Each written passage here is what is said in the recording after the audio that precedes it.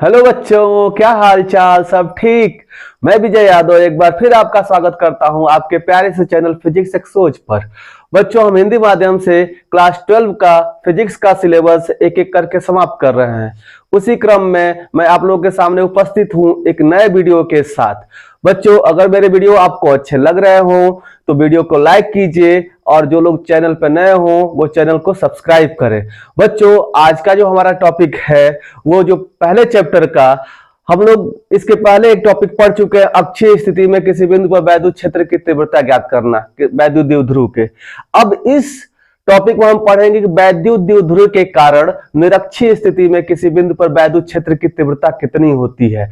बच्चों, एग्जाम के point of view से इसके पहले वाला टॉपिक भी बहुत इंपॉर्टेंट था।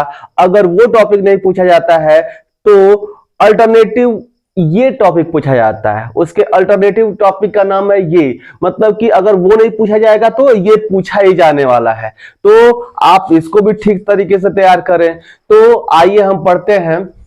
वैद्युत द्विध्रुव के कारण निरक्षीय स्थिति में किसी बिंदु पर वैद्युत क्षेत्र की तीव्रता। सबसे पहले बच्चों हम ये जानेंगे, वैद्युत द्विध्रुव के बारे में तो हम समझ ही चुके हैं कि एक ऐसा निकाय जिसमें दो बराबर तथा विपरीत आवेश एक दूसरे से अल्प दूरी पर रखे गए हों। तो ये देखिए, माइनस क्यू आवेश यहाँ पे है, प्लस क्यू आवेश यहाँ पे है और ये कुछ दूरी पर रखे गए हैं। आपको पता है कि हम जो दूरी लेते हैं वो 2a लेते हैं। तो इस O बिंदु से मान लीजिए कि इस A बिंदु की जो दूरी है वो a है। ये आप सपोज कर लीजिए कि यहां इसकी दूरी कितनी है, a है, और इससे इस b बिंदु की जो दूरी है वो सपोज कर लीजिए कितनी है, ये भी a है।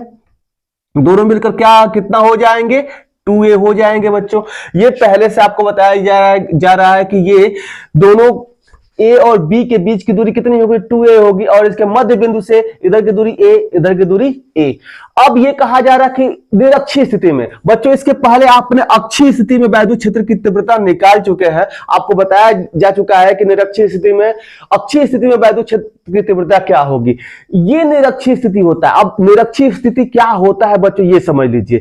तीन चीजें होते हैं, एक निरक्षीय तल होता है, एक निरक्षीय लाइन होता है, एक निरक्षीय बिंदु होता है। तो बच्चों, अगर मान लीजिए कि ये आपका वैद्युत द्विध्रुव है, मान लीजिए बच्चों, मान लीजिए ये आपका वैद्युत द्विध्रुव है, ये ऐसे। तो इसके ऊपर इस तरह से इसके बिल्कुल बीचों बीच में अगर कोई परपेंडिकुलर तल हो तो इसको हम निरक्षीय तल कहते हैं। ये जो हमारी कॉपी है इसको हम कहेंगे निरक्षीय तल।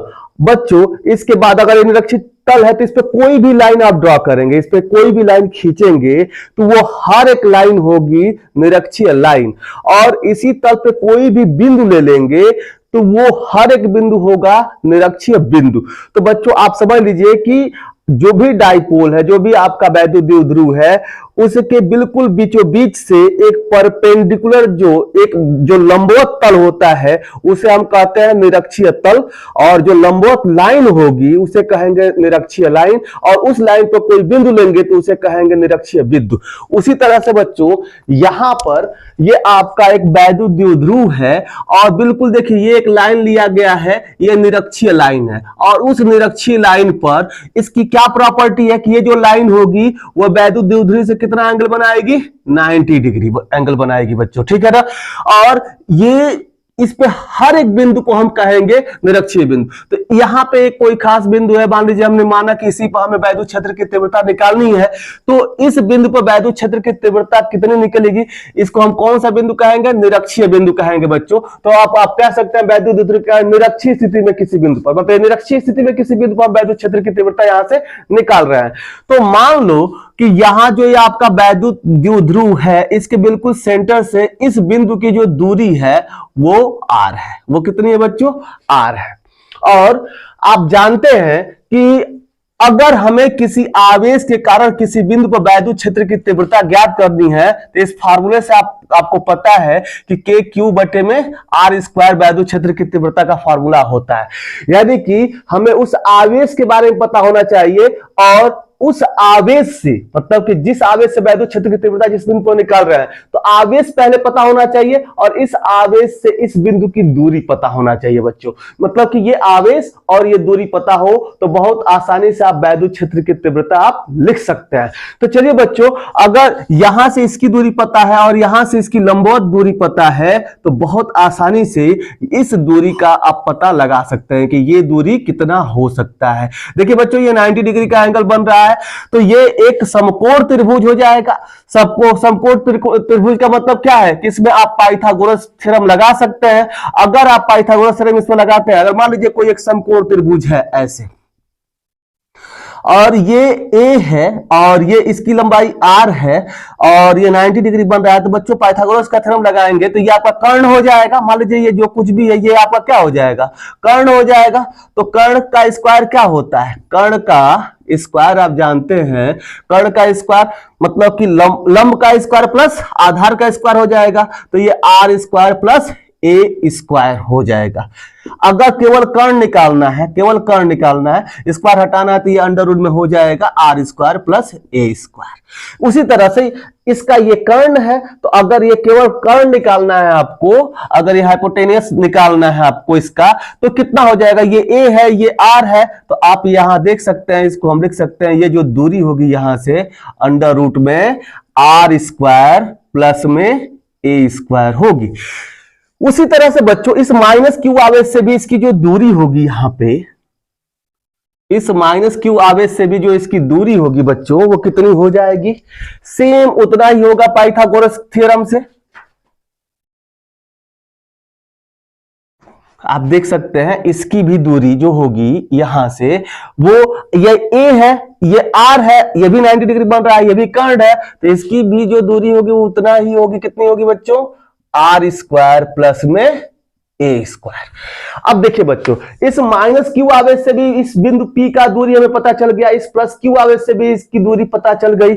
अब बच्चों हमें यह जानना है कि ये प्लस क्यू आवेश की वजह से इस बिंदु पर जो वैद्युत क्षेत्र की तीव्रता का फॉर्मूला तो हम लिख सकते हैं, लेकिन वो वैद्युत क्षेत्र की तीव्रता की दिशा किधर की तरफ होगी। तो आपको बताया गया बच्चों कि अगर कोई धन आवेश है तो इससे वैद्युत क्षेत्र रेखाएं बाहर की तरफ निकलती हैं, अभिलंबवत इससे बाहर की तरफ निकलती हैं। तो मान लो बच्चों कि अगर ये धन आवेश है, ये क्या है, एक धन आवेश है, यहाँ पे एक धन आवेश है, तो इससे जो वैद्युत क्षेत्र रेखाएं निकलेंगी वो इधर भी निकलेंगी इधर भी निकलेंगी। तो अगर कोई वैद्युत क्षेत्र रेखा इससे निकल के जा रही है तो यहाँ पे इस वैद्युत क्षेत्र की जो दिशा होगी वो ऊपर की तरफ हो जाएगी ना। ये पॉजिटिव चार्ज से जो वैद्युत क्षेत्र रेखाओं का जो डायरेक्शन होता है वो क्या होता है, आउटवर्ड नॉर्मल की तरफ होता है, बाहर की तरफ, अभिलंबवत बाहर की तरफ होता है। तो यहां से ये बाहर की तरफ हो जाएगा। तो इस प्लस क्यू आवेश की वजह से, इस प्लस क्यू आवेश की वजह से जो यहाँ पे प्लस क्यू आवेश, मान लीजिए प्लस क्यू आवेश यहीं पे है, यही प्लस क्यू आवेश आपका है, ये प्लस क्यू आवेश है, इसके वजह से यहाँ पे जो वैद्युत क्षेत्र की तीव्रता होगी वो किधर की तरफ हो जाएगी बच्चों, ई प्लस क्यू के वजह से ऊपर की तरफ हो जाएगी यहाँ पे। अब बच्चों यहां पे देखिए माइनस क्यू आवेश है, तो माइनस क्यू आवेश की वजह से जो वैद्युत क्षेत्र रेखाओं की दिशा होती है वो क्या होती है, इनवर्ड, अंदर की तरफ होती है। किधर की तरफ होती है, अंदर की तरफ। तो आप देखिए कि अगर ये माइनस आवेश है, चलिए यहां पे हम एक मिनट के लिए इसको माइनस बना, सपोज कि ये माइनस है, इसके आगे लगा दीजिए, यहां पर भी ये सोचिए कि ये माइनस है।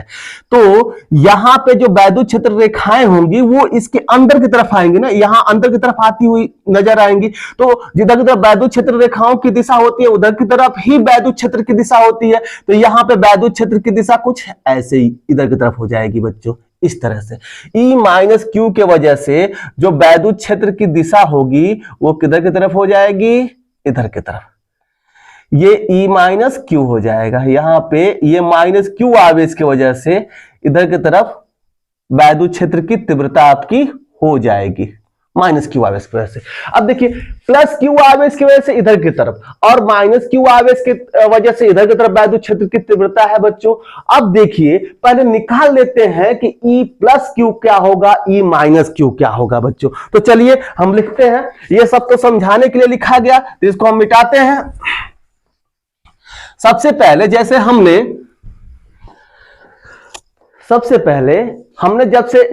इसके पहले हमने अक्षीय स्थिति में निकाला था वैद्युत क्षेत्र की तीव्रता, उसमें E प्लस क्यू निकाला था, E माइनस क्यू निकाला था, वैसे ही यहां पर भी निकालेंगे बच्चों। अगर E प्लस क्यू यहां लिखा जा रहा है, इसका मतलब क्या है? इस शब्द का अगर आप लिखना चाहें तो इसके ऊपर लिख सकते हैं। ई प्लस क्यू का मतलब क्या है कि प्लस क्यू आवेश के वजह से बिंदु P पर वैद्युत क्षेत्र की तीव्रता। इसको लिखने का मतलब क्या है कि प्लस क्यू आवेश की वजह से बिंदु P पर वैद्युत क्षेत्र की तीव्रता जो कि इधर की तरफ है। ठीक है, तो ये कितनी हो जाएगी बच्चों? K तो पहले लगेगा ही, K लगेगा ही। फार्मूला क्या होता है इलेक्ट्रिक फील्ड का, वैद्युत क्षेत्र का, वैद्युत क्षेत्र की तीव्रता का, K Q बटे में R स्क्वायर। अब चलिए K, अब यहां पे आवेश कितना है? Q है बच्चों, तो K Q लिख दिया हमने, बटे में दूरी, यहां से इसकी इस बिंदु की दूरी कितनी है? अंडर रूट में R square plus A square. तो बटे में बच्चों हम लिखेंगे अंडर रूट में R स्क्वायर प्लस में A स्क्वायर, और इसका क्या लिखना है? दूरी का क्या लिखना है? स्क्वायर लिखना है। तो इसको अगर लिखा जाएगा बच्चों तो कैसे, कितना लिख सकते हैं इसी चीज को? तो बराबर में करके आप लिख सकते हैं इसको K Q और बटे में इस अंडर रूट है, स्क्वायर लगेगा तो क्या होगा? ये अंडर रूट हट जाएगा, R square plus A square. ये हमारा समीकरण नंबर 1 हो जाएगा। ये E प्लस क्यू की वजह से वैद्युत क्षेत्र की तीव्रता इस बिंदु पर है, E प्लस क्यू की वजह से। ठीक है बच्चों, अब E माइनस क्यू हम लिखेंगे। E माइनस क्यू का मान कितना हो जाएगा बच्चों? E प्लस क्यू को हम कह रहे हैं प्लस क्यू आवेश की वजह से बिंदु P पर वैद्युत क्षेत्र की तीव्रता, तो E माइनस क्यू क्या होगा कि माइनस क्यू आवेश की वजह से बिंदु P पर वैद्युत क्षेत्र की तीव्रता, मतलब इधर की तरफ वाला, ये वैद्युत क्षेत्र की तीव्रता अब हम क्या करेंगे? निकालेंगे यहां पे E माइनस क्यू का मान।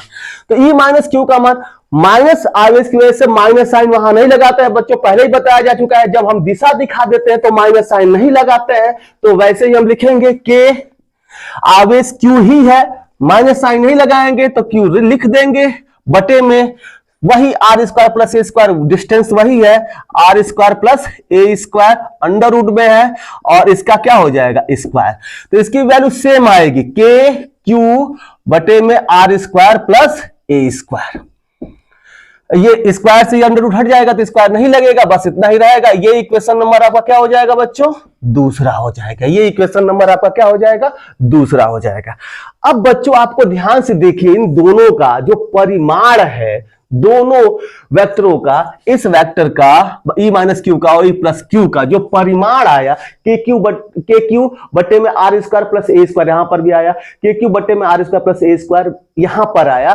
तो दो बराबर वेक्टर हो, मान लीजिए कि एक वेक्टर इधर की तरफ है, एक वेक्टर इधर की तरफ है, दो, ये भी A है, ये भी A है, तो रिजल्टेंट किधर किधर हो जाता है? बिल्कुल इसके बीचों बीच में हो जाता है, ये बिल्कुल बीचों बीच में R हो जाता है, तो दोनों बराबर है, तो बिल्कुल इसके बीचों बीच में ये हमारा इसका रिजल्टेंट वेक्टर E आएगा। E की दिशा किधर की तरफ हो जाएगी? बिल्कुल इसके बीचों बीच में।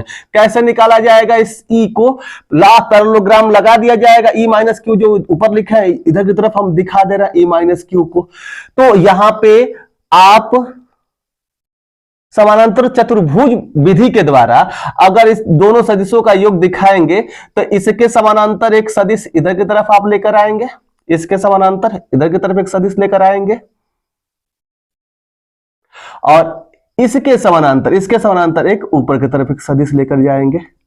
बच्चों ये दोनों सदिश यहां पे कुछ आके एक दूसरे से क्या होंगे? मिलेंगे।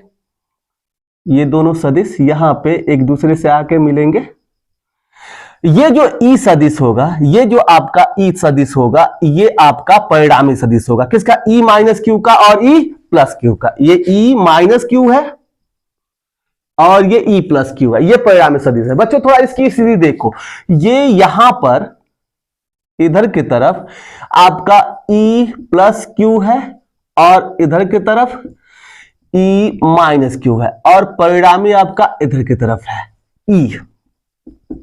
ये आपका जो परिणामी सदिश है दोनों का, वो इधर की तरफ है। बच्चों अगर मान लो कि ये इससे कितना एंगल बना रहा है? थीटा एंगल बना रहा है। ये इस परिणामी से कितना एंगल बना रहा है? थीटा एंगल बना रहा है। तो अगर ये दोनों का परिमाण बराबर है तो ये भी कितना एंगल इससे बनाएगा? थीटा एंगल ही बनाएगा। अगर मान लीजिए कि बिल्कुल ये बीचों बीच में है, ये ई माइनस क्यू, इन दोनों का मान समान, के क्यू बट्टे में R square plus A square आया, ये भी ई माइनस क्यू भी के क्यू बट्टे में R square plus A square आया, तो ये जो परिणामी होगा बिल्कुल बीचों बीच में होगा। तो अगर ये थीटा बना रहा है तो ये भी थीटा बनाएगा। अगर इन दोनों का परपेंडिकुलर कंपोनेंट, मतलब कि इस इधर वाला एक कंपोनेंट मैं इसका ले लूं, इसके एक 90 डिग्री पे एक मैंने एक कंपोनेंट ले लिया और नीचे भी एक कंपोनेंट ले लूं, तो ये देखिए ये ई माइनस क्यू इधर से जो थीटा एंगल बना रहा है, मान लीजिए, तो इस E माइनस क्यू का जो कंपोनेंटाइज करेंगे, हम इसका वियोजन करेंगे, तो इसका जिधर की तरफ एंगल थीटा बना होता है, मान लीजिए कि ये E को आपको निकालना है, E कितना होगा, तो इसका इधर की तरफ जिधर तरफ एंगल इसका बना हुआ है थीटा, उधर की तरफ इसका कंपोनेंट, इसका वियोजन कितना हो जाता है, तो E minus Q cos theta हो जाएगा। और इसका नीचे की तरफ कितना हो जाएगा, E minus Q cos theta, sorry, जिधर एंगल नहीं बना होता है उधर क्या लग जाता है, जिधर एंगल बना होता है उधर कॉस थीटा, जिधर नहीं बना होता उधर क्या लग जाता है, साइन थीटा। आपको ये पता है, मान लीजिए किसी चीज का कंपोनेंटाइजेशन करते हैं, कोई एक वेक्टर है, इसका परपेंडिकुलर वियोजन करते हैं, तो अगर मान लीजिए ये आर है, इधर से ये थीटा एंगल बनता है, तो आपको 11 में पढ़ाया गया था, जाकर देख लीजिएगा, यहां कंपोनेंटाइजेशन पढ़ाएंगे तो यही टॉपिक आपको नहीं समझ में आएगा। पहले आप समझ लीजिए कि ये थीटा जिधर एंगल बना होता है ये आर से, तो इसको आर कॉस थीटा कहते हैं, और जिधर एंगल नहीं बना होता उधर आर साइन थीटा। हम क्या कर देते हैं, इसका कंपोनेंट लिख देते हैं, इसका वियोजित भाग हम कैसे लिख सकते हैं, तो ई माइनस क्यू इधर साइन थीटा हो गया, ई माइनस क्यू इधर कॉस थीटा हो गया। वैसे ही अगर इस प्लस वाले क्यू का लिखा जाएगा तो E प्लस क्यू, इधर नहीं एंगल बना है तो कौन सा रहेगा, साइन थीटा, और इधर की तरफ क्या हो जाएगा, E plus Q cos theta हो जाएगा। मतलब कि ये इसका इधर की तरफ ये सदिश हो जाएगा e plus Q cos theta, e minus Q का भी इधर की तरफ एक सदिश हो जाएगा, e minus Q cos theta. E plus q और ई माइनस क्यू एक दूसरे के बराबर है, परिमाण में देखा जाए तो के क्यू बटे में R square plus A square है, यदि के क्यू बटे में R square plus A square है, तो आप देखिए ई माइनस क्यू का मान ई प्लस क्यू के बराबर है, साइन थीटा यहां पर भी लगा है, साइन थीटा यहां पर भी लगा है, तो जो भी सदिश ये होगा वो इसके बराबर होगा, एक ऊपर की तरफ है एक नीचे की तरफ है, तो ये जो यहां पे ऊर्ध्वाधर सदिश है इससे ये क्या हो जाएगा, कैंसिल हो जाएगा। तो केवल कौन सा वाला सदिश बचेगा, ये यहां पे आपका क्षैतिज दोनों सदिश बचेंगे। तो अब आप कह सकते हैं कि ई प्लस क्यू का और ई माइनस क्यू सदिश का जो परिणामी होगा वो किधर की तरफ होगा, इन दोनों के बीच में होगा। ये आपके जो ऊर्ध्वाधर सदिश थे वो क्या हो गए, कट गए। तो अब कितना हो जाएगा, यहां पे जो परिणामी सदिश होगा, जो परिणामी सदिश होगा उसको हम क्या लिख सकते हैं बच्चों, जो वहां पे समझ गया ठीक है, अगर नहीं भी समझा तो आप यहां पे क्या लिख सकते हैं, डायरेक्ट लिखेंगे यहां पे दिखा के कि इन दोनों का कंपोनेंट इधर की तरफ क्या हो जाएगा, इसका इधर की तरफ ई प्लस कॉस थीटा हो जाएगा, इसका इधर की तरफ क्या हो जाएगा, ई माइनस कॉस थीटा हो जाएगा। दोनों को इधर की तरफ हम जोड़ेंगे तो परिणामी सदिश कितना हो जाएगा, E equals to E plus cos theta इन प्लस में, अब दोनों को जोड़ देंगे, E minus Q cos theta. बस आपका काम हो गया, जो इतना काम कर दिया वो बहुत आसानी से इस आपका जो डेरिवेशन है उसको कर लेगा आप, ठीक है। तो आप इसकी वैल्यू पुट कर दीजिए, E equals to E plus Q cos theta का वैल्यू कितना हो जाएगा, ई प्लस क्यू का मान कितना आया है यहां पे देखिए, के क्यू बटे में R square plus A square, तो के क्यू बटे में R square plus A square cos theta plus E minus Q का वैल्यू यहां पे कितना आएगा, देखिए माइनस नहीं लगाना है क्योंकि हमें वेक्टर साइन तो दिखाई चुके हैं, तो क्या हो जाएगा के क्यू बटे में R square plus A square, और ये भी क्या हो जाएगा कॉस थीटा। अब देखिए परिणामी सदिश ई इक्वल टू कितना हो जाएगा, के क्यू, दोनों में ये कॉमन है, या तो कॉस थीटा कॉमन कर लीजिए या तो ये कॉमन कर लीजिए, दोनों में ये कॉमन है, दोनों सेम है, क्योंकि ये भी कॉस थीटा है ये भी कॉस थीटा है, तो कितनी बार हो गया, दो बार हो गया, ये दोनों मिलकर कितनी बार हो गए, दो बार हो गए। तो इसको कैसे लिखा जा सकता है, टू के क्यू, अब देखिए टू के क्यू तो हो गए, और बटे में R square plus A square, और ये क्या हो जाएगा कॉस थीटा। एक बार एक ए प्लस में एक ए कितना हो जाता है, 2a हो जाता है ना, तो इसको मान लीजिए सब ए है, के क्यू आर स्क्वायर ए स्क्वायर नीचे है, कॉस थीटा यहां पर भी के क्यू आर स्क्वायर ए स्क्वायर है, कॉस थीटा ये है, तो जो ये है वही ये है। तो कितनी बार ये चीज है के Q R square plus R square plus A square, के क्यू बटे में R square plus A square cos theta कितनी बार है? 2 बार है। तो 2 बार हमने यहां पे क्या कर दिया, इसको लिख दिया, इसमें कोई डाउट की बात नहीं है। तो इसको कैसे लिखा जा सकता है बच्चों? अब यहां पे हमें निकालना है कॉस थीटा का मान। यहां पे हम किसका मान निकालेंगे बच्चों? कॉस थीटा का मान। देखिए बच्चों, ये जितना एंगल बनेगा, बिल्कुल ये जो आपका इधर की तरफ ये परिणामी जो सदिश ई की वैल्यू आ रही है इधर की तरफ, ये बिल्कुल इसके पैरेलल है, इस वाले ये जो आपका लाइन है माइनस क्यू वाला लाइन, ये जो एक्सियल लाइन है इसके पैरेलल है। तो अगर ये थीटा बनेगा तो यहां पर भी ये एंगल कितना बनेगा बच्चों? थीटा ही बनेगा। ये भी एंगल कितना होगा? थीटा ही बनेगा। तो अगर ये एंगल थीटा है, ये एंगल थीटा है, तो इस वाले ट्रायंगल में पीओबी में, ट्रायंगल पीओबी में, तो हम लिख सकते हैं ट्रायंगल पीओबी में क्या लिख सकते हैं? कॉस थीटा का मान कितना हो जाएगा? कॉस थीटा का मान उससे निकाल सकते हैं। कॉस थीटा का मान लिखना है बच्चों, तो कॉस थीटा इक्वल्स टू क्या होता है? कॉस थीटा इक्वल्स टू होता है आपका बेस अपॉन हाइपोटेनस होता है। बेस मतलब आधार बटे में कर्ण होता है। कॉस थीटा का मतलब क्या होता है? आधार बटे में कर्ण। तो आधार कितना है आपका? ए है, और कर्ण कितना है? R square plus A square, और अंडर रूट में है तो इसके पावर में 1/2 लिख सकते हैं। ठीक है, तो इस कॉस थीटा का मान इस समीकरण 3 में रखने पर, यह समीकरण 3 है, ठीक है ना, तो लिखेंगे यहां पे कॉस थीटा का मान समीकरण 3 में रखने पर,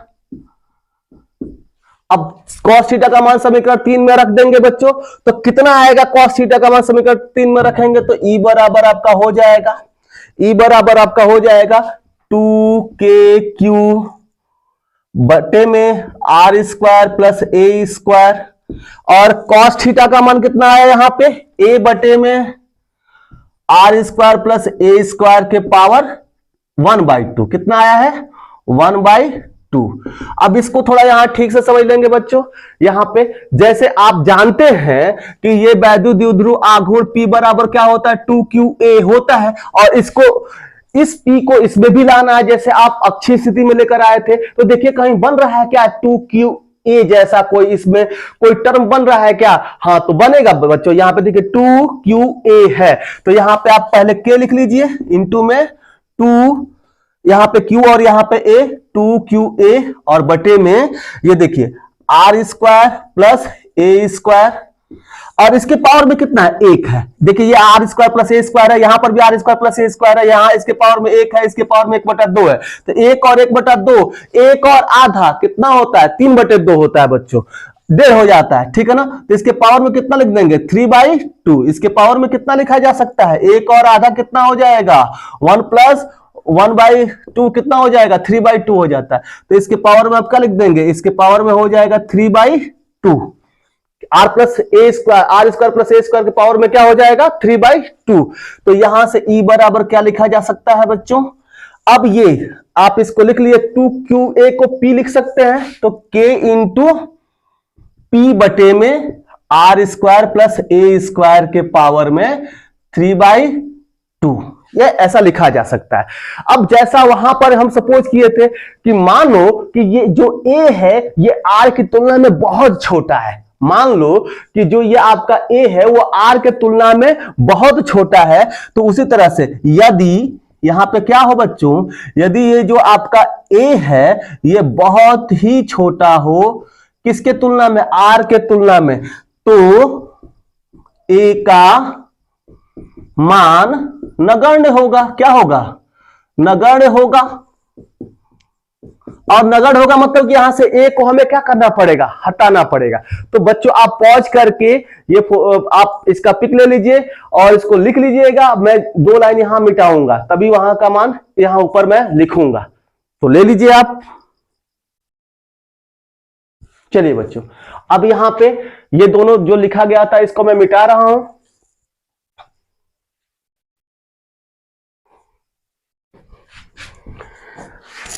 अगर ए का मान यहां नगण्य कर दिया जाए तो ए को यहां से हटाना पड़ेगा। ए कितना हो जाएगा बच्चों? 0 हो जाएगा। तो यहां पे हम क्या लिख सकते हैं? यहां पे जो आपका रिजल्टेंट वैद्युत क्षेत्र की जो तीव्रता हो जाएगी वो K इंटू P बटे में कितना हो जाएगा? ये तो हट गया, यहां आर स्क्वायर बचेगा। तो आर स्क्वायर और इसके पावर में कितना बचेगा? 3/2। तो आप जानते हैं अगर मान लीजिए कि यहां पे कुछ ऐसा कोई x के पावर 2 है और इसके पावर में 3 है तो क्या हो जाता है? x के पावर में 2 गुणे 3, ये फॉर्मूला होता है कि अगर पावर के ऊपर पावर है तो वो पावर क्या हो जाता है? मल्टीप्लाई हो जाता है। तो ये आर स्क्वायर के पावर 3/2 है तो इन दोनों का मल्टीप्लाई होगा तो ये 2 से 2 क्या हो जाएगा? कैंसिल हो जाएगा। कितना इसके पावर में बचेगा बच्चों? अब ये 2 से 2 कट गया, केवल 3 बचेगा। तो वैसे ही अगर इसको लिखा जाए तो ये कितना हो जाएगा? K P बटे में R क्यूब, नीचे कितना बचेगा? R cube. तो यहां E इक्वल्स टू कितना हो जाएगा? अब K का मान यहां पे हम क्या कर देंगे? पुट कर देंगे। K का मान क्या होता है? आपको पहले ही बताया गया कि 1/4 पाई एप्सिलॉन नॉट होता है। तो K का मान यहां लिख देंगे 1/4 पाई एप्सिलॉन नॉट और ये P और बटे में R क्यूब। ये तो उस बिंदु पर वैद्युत क्षेत्र के तीव्रता का मैग्नीट्यूड हो गया। इस बिंदु पर वैद्युत क्षेत्र के तीव्रता का मान इतना आएगा, ये आप देख सकते हैं बच्चों। तो ये है वैद्युत क्षेत्र की तीव्रता का मान किसमें? निरक्षीय स्थिति में। तो कोई बहुत बड़ी चीज नहीं थी। पहले प्लस क्यू की वजह से यहां वैद्युत क्षेत्र लिख लीजिए, माइनस क्यू की वजह से वहां वैद्युत क्षेत्र लिख लीजिए। दोनों का परिणाम इधर की तरफ होगा। ये थीटा एंगल बन रहा है तो इधर की तरफ इसकी वजह से e cos theta, e plus Q cos theta, इसकी वजह से e minus Q cos theta, e plus Q cos theta. मान लीजिए कि इसके ऊपर वजह से अगर देखना है तो ये इधर की तरफ थीटा एंगल है तो इसी को मान लीजिए कि ये ई प्लस क्यू कॉस थीटा है और ये ई माइनस क्यू, इसका थीटा एंगल बना है। जिधर थीटा एंगल बनता है उधर की तरफ का कंपोनेंट क्या हो जाता है? कॉस थीटा के फॉर्म में होता है और इसके अपोजिट डायरेक्शन में जिधर एंगल नहीं बना होता है उधर की तरफ क्या हो जाता है? Sine theta. ये इससे कट गया था, ठीक है। तो इधर की तरफ दोनों कंपोनेंट आए, e plus Q cos theta, e minus Q cos theta, और दोनों का मान सेम आया था तो हमने e plus Q cos theta और e minus Q cos theta यहां ऐड कर दिया था। ऐड करने के बाद केवल कॉस थीटा का मान इसमें रख दिया गया है बच्चों, और कॉस थीटा का मान रखने के बाद थोड़ा सा यहां सेटिंग कर दी गई है कि यहां पे P आ जाए तो आपका P भी आ गया है। और यहां पे एक बहुत अगर छोटा हो तो उसको नगण्य मान लिया गया है, नगण्य मान के इसको काट दिया गया है। तो ये वैद्युत क्षेत्र की तीव्रता का मान होता है किसमें? निरक्षीय स्थिति में। बहुत इंपॉर्टेंट टॉपिक है बच्चों, इसको भी आपको तैयार कर लेना। अब इसमें कुछ खास बात यहां पे आपको ध्यान देने वाली बात है। यहां पे IIT JEE नीट से यहां पे क्वेश्चन पूछा जाएगा, ठीक है। तो क्या पूछा जा सकता है? देखिए यहां पे ये क्या खास बात है इसमें। देखिए बच्चों यहां पे ध्यान दीजिए कि जो आपकी इन दोनों की वजह से जो वैद्युत क्षेत्र की तीव्रता आई, जो परिणामी तीव्रता आई, उसकी दिशा किधर की तरफ है? इधर की तरफ है। किधर की तरफ है? इधर की तरफ है। लेकिन यहां पे जो P की दिशा है, ये P की दिशा, ये वैद्युत द्विध्रुव आघूर्ण की जो दिशा है वो किधर की तरफ है बच्चों? यहां पे अगर निकाला जाए तो वैद्युत द्विध्रुव आघूर्ण की जो दिशा होगी वो किधर की तरफ होगी? इधर की तरफ हो जाएगी। माइनस क्यू से किधर की तरफ होता है? प्लस क्यू की तरफ होता है। इस P की दिशा किधर की तरफ होती है? माइनस क्यू से प्लस क्यू की तरफ। और जो E की दिशा आई वो इधर की तरफ आई। देखिए दोनों एक दूसरे से अपोजिट है कि नहीं है? P इधर की तरफ है और E इधर की तरफ है। अगर दोनों एक दूसरे से अपोजिट है तो यहां पर इसका वेक्टर रूप में लिखना हम चाहें कि VE का मान अगर हम यहां वेक्टर रूप में लिखना चाहें तो क्या लिख सकते हैं? 1/4 पाई एप्सिलॉन नॉट। अगर P को वेक्टर लिखेंगे यहां पे, दोनों एक दूसरे से अपोजिट डायरेक्शन में है तो किसी एक के पहले हमें क्या लगाना पड़ेगा? माइनस। तो इस कारण ये इसके ई के अपोजिट डायरेक्शन में P है, इसलिए यहां पे वेक्टर फॉर्म में लिखते समय इसके पहले क्या लग जाएगा? माइनस लग जाएगा। जब वेक्टर फॉर्म में इसको लिखेंगे तो इसके पहले क्या लग जाएगा? माइनस लग जाएगा। तो अगर कहीं कहे कि वेक्टर रूप में लिखिए निरक्षीय स्थिति में वैद्युत क्षेत्र की तीव्रता तो यहां पे माइनस लग जाएगा। अगर केवल इसका परिमाण लिखना है तो परिमाण लिखने के वजह के समय आपको कोई माइनस साइन नहीं लगाना पड़ता है। जितना उसका न्यूमेरिकल वैल्यू है, जितना इसका आंकिक मान होता है उतना ही आप क्या कर देते हैं? लिख देते हैं बच्चों, ठीक है। अगर आपसे अब पूछा जाए कि बताइए कि अक्षीय स्थिति और निरक्षीय स्थिति में जो तीव्रता आई उन दोनों में क्या रिलेशन है, तो बच्चों अगर आपसे कहा जाए तो ई अक्षीय स्थिति में जो आई, ई एक्सियल, ई अगर आपसे कहा जाए, ई अक्षीय को ए मान लीजिए, ई अक्षी क्या आया था? अब इसके पहले वाले टॉपिक में जो ई अक्षी आया था वो 1/4 पाई एप्सिलॉन नॉट 2 क्या आया था? 2 पी अपान में क्या आया था? 2 पी अपान में आर क्यूब आया था। आपको ये याद होगा, आया था कि नहीं आया था? इतना आया था। ये अक्षीय स्थिति में, ये निरक्षीय स्थिति में। निरक्षी को n लिख दीजिए, यहां निरक्षी अक्षी को a लिख दीजिए, निरक्षी को n लिख दीजिए। तो इन दोनों में क्या रिलेशन आएगा बच्चों? थोड़ा आप यहां ध्यान से देखिएगा। ई अक्षीय को हम क्या लिख सकते हैं? अब यहां 2 को पहले लगा दीजिए, ठीक है, और 2 को निकाल लिया तो यहां पे क्या बचा? 1/4 पाई एप्सिलॉन नॉट पी अपान में आर क्यूब। अब चलिए पी अपान में आर क्यूब हो गया। अब देखिए यहां पे 1/4 पाई एप्सिलॉन नॉट है, पी अपान में आर क्यूब है। अगर हमें यहां पे एन ई एन लिखना है तो यहां पे माइनस साइन चाहिए। तो बच्चों अगर यहां पे हम माइनस साइन लगा दें और इसके पहले भी माइनस साइन लगाए तो माइनस माइनस में गुणा होगा तो क्या होगा? प्लस हो जाएगा। तो कोई इफेक्ट पड़ेगा क्या? जो ये है वही ये चीज है, लेकिन केवल पहले 2 कर दिया गया और यहां पर माइनस लगा गया, तो यहां पर भी क्या लगा दिया गया? माइनस लगा दिया गया। तो ई एक्सियल मतलब कि ई अक्षीय स्थिति में कितना हो जाएगा? -2 टाइम्स हो जाएगा। और ये किसकी वैल्यू है? देखिए -1/4 pi epsilon naught P by R Q, ये किसकी है? ई निरक्षीय की है। तो ई एन को निरक्षीय कहेंगे, ई ए को अक्षीय कहेंगे। तो ई अक्षीय बराबर क्या हो जाता है? -2 गुणे ई निरक्षीय स्थिति में वैद्युत क्षेत्र की तीव्रता। तो ये बहुत ही इंपॉर्टेंट, ये कई बार नीट में इस पे क्वेश्चन पूछा गया है, तो इसको भी आप क्या कर लेंगे? लिख लेंगे। ये इसका केवल आंकिक मान है, ये इसका सदिश स्वरूप है, और उसके साथ ई अक्षीय इतना होता है। तो ई अक्षीय और ई निरक्षीय में क्या रिलेशन होता है? संबंध ई अक्षीय कितना होता है, ई निरक्षीय कितना होता है। तो ऐसे आप इसको लिख सकते हैं बच्चों। तो चलिए आप इसको पॉज करके लिख लीजिए। और एक यहां पे एक और खास बात बताएंगे। यहां तो हम अक्षीय स्थिति में वैद्युत क्षेत्र की तीव्रता कितनी होती है निकाल चुके, निरक्षीय स्थिति में कितनी होती है निकाल चुके। अब हम लिखेंगे किसी भी बिंदु पर, ना तो अक्षीय हो ना तो निरक्षीय हो, तो किसी भी बिंदु पर वैद्युत क्षेत्र की तीव्रता कितनी होगी। तो हाँ, तो बच्चों अब हम पढ़ेंगे कि वैद्युत द्विध्रुव के कारण किसी भी बिंदु पर वैद्युत क्षेत्र की तीव्रता कितनी होती है। बच्चों अभी तक हमने इधर जो पढ़ा वो अक्षीय स्थिति में, ये अक्षीय स्थिति में वैद्युत क्षेत्र की तीव्रता कितनी होती है। इधर की तरफ हमने इस बिंदु पर निकाला कि निरक्षीय स्थिति में वैद्युत क्षेत्र की तीव्रता कितनी होती है। अब हम निकालेंगे किसी बिंदु, बच्चों यहां पर किसी भी बिंदु पर वैद्युत क्षेत्र की तीव्रता कितनी होगी। तो बच्चों यहां पे जो फॉर्मूला होता है, आपको ये पढ़ना नहीं है, सिलेबस में नहीं है, लेकिन कहीं कहीं क्वेश्चन के रूप में पूछ दिया जाता है आईआईटी जेईई में। तो केवल क्वेश्चन सॉल्व करने के लिए उस फॉर्मूले को मैं बता दे रहा हूं कि क्या होगा। डेरिवेशन का कोई काम नहीं है, ठीक है। वैसे आप चाहेंगे तो यहाँ बहुत इसका सिंपल डेरिवेशन भी, अभी थोड़ा सा उसका मैं इंफॉर्मेशन दे दूंगा। तो मान लो कि बच्चों की ये एक्स, इसके जो अक्ष से मान लीजिए थीटा डिग्री के एंगल पर हमें क्या निकालना है? वैद्युत क्षेत्र की तीव्रता निकालना है। मान लीजिए कि कोई भी जो पॉइंट ले रहे हैं वो इससे थीटा डिग्री पर ले रहे हैं, तो जो वैद्युत क्षेत्र की तीव्रता का फॉर्मूला हो जाता है ई किसी भी बिंदु पर एनी पॉइंट, मान लीजिए कि एनी पॉइंट एपी, ई एनी पॉइंट का मतलब क्या है? किसी बिंदु पर वैद्युत क्षेत्र की तीव्रता का फॉर्मूला हो जाएगा, उसको लिखा जाएगा। देखो ये तो लिखा ही जाएगा 1/4 पाई एप्सिलॉन नॉट पी अपान में आर क्यूब, जो अभी निरक्षीय स्थिति में आया उसको लिख देंगे, और इसके आगे मल्टीप्लाई हो जाता है बच्चों किससे?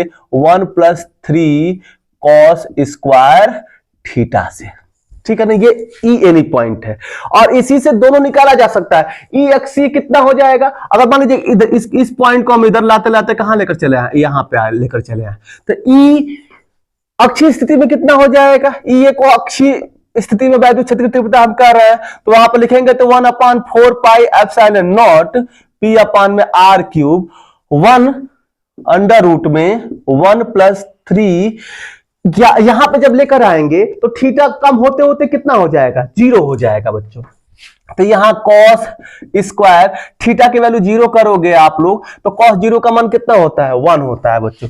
तो ई अक्षीय स्थिति में कितना हो जाएगा? 1/4 पाई एप्सिलॉन नॉट पी अपान में आर क्यूब, और यहां 1 अंडर रूट में 1, और cos थीटा का वैल्यू 1, cos स्क्वायर 0 का वैल्यू कितना हो जाएगा?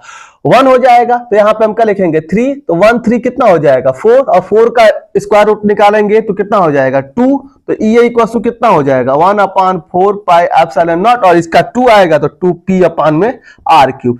यही आया था आपको जब निकाला गया था अक्षीय स्थिति में। तो आप देखिए अक्षीय स्थिति में वैद्युत क्षेत्र की तीव्रता कितना निकलवाया गया था, थोड़ा सा पेज पलट के देखिए, इतना ही आया था। तो ये अक्षीय स्थिति में निकाल सकते हैं। अगर आप निरक्षीय स्थिति में निकालना चाहें, मान लीजिए कि इधर की तरफ ये आप निकालना चाहें, इसको इधर लेकर आना चाहें, तो ई एन को मान लीजिए निरक्षीय स्थिति कहा जा रहा है, इस ई एन को निरक्षीय स्थिति में वैद्युत क्षेत्र की तीव्रता। तो आप देखिए जब थीटा को इधर लेकर आओगे, धीरे धीरे बढ़ाओगे, तो जब इसको बिल्कुल इस पॉइंट को यहां पर लेकर चलाओगे तो ये कितना इसकी वैल्यू हो जाएगी 90। अब 90 हो जाएगी तो 1/4 पाई एप्सिलॉन नॉट, यहां पे p अपान में आर क्यूब। देखिए यही तो फार्मूला है 1/4 पाई एप्सिलॉन नॉट p अपान में आर क्यूब। और जब यहां पे cos 90 रखा जाएगा बच्चों, क्या रखा जाएगा cos 90, तो cos 90 की वैल्यू क्या होता है 0 होता है। तो अंडर रूट में क्या बचेगा 1, और 1 का मान, 1 का स्क्वायर रूट क्या हो जाता है, अंडर रूट का मान कितना होता है 1 ही होता है। तो ई एन यहां पे कितना हो जाएगा ई निरक्षीय स्थिति में 1/4 पाई एप्सिलॉन नॉट, और 1 से इसमें मल्टीप्लाई करोगे तो क्या हो जाएगा 1 अपान में आर क्यूब। तो ये जो फॉर्मूला होता है किसी भी बिंदु पर वैद्युत क्षेत्र की तीव्रता इस फार्मूले से निकाली जा सकती है। जितना भी थीटा का वैल्यू दिया गया है हमने इस फार्मूले से अक्षीय स्थिति में भी निकाल दिया, जितना आया था उतना ही मिला, निरक्षीय स्थिति में भी निकाल दिया, जितना आया था उतना ही मिला। तो बच्चों आज का टॉपिक यहीं पे क्या होता है, समाप्त होता है। बच्चों अगर मेरा वीडियो आपको अच्छा लग रहा हो तो वीडियो को लाइक करें, और जो लोग चैनल पर नए हो वो चैनल को सब्सक्राइब करें। बच्चों आज के लिए इतना ही, बाय बाय, टाटा।